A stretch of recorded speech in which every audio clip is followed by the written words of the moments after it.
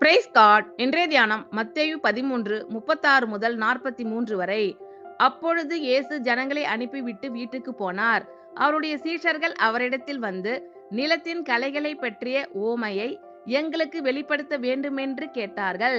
அவர் பிரதி உத்தரமாக, நல்ல விதையை விதைக்கிறவன் மனுஷகுமாரன், நிலம் உலகம், நல்ல விதை ராஜ்யத்தின் புத்திரர், களைகள் பொல்லாங்கனுடைய புத்திரர், அவைகளை விதைக்கிற சத்துரு பிசாசு, அறுப்பு உலகத்தின் முடிவு, அறுக்கிறவர்கள் தேவதூதர்கள்.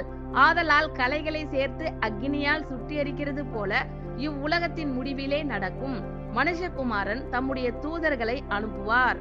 அவர்கள் அவருடைய ராஜ்யத்தில் இருக்கிற சகல இடறல்களையும் அக்கிரமம் செய்கிறவர்களையும் சேர்த்து அவர்களை அக்கினி சூளையிலே போடுவார்கள். அங்கே அழுகையும் பற்கடிப்பும் உண்டாயிருக்கும். அப்பொழுது நீதிமான்கள் தங்கள் பிதாவின் ராஜ்யத்திலே சூரியனைப் போல பிரகாசிப்பார்கள். கேட்கிறதற்கு காது உள்ளவன் கேட்க கடவன். ஆமென். Thank you Lord.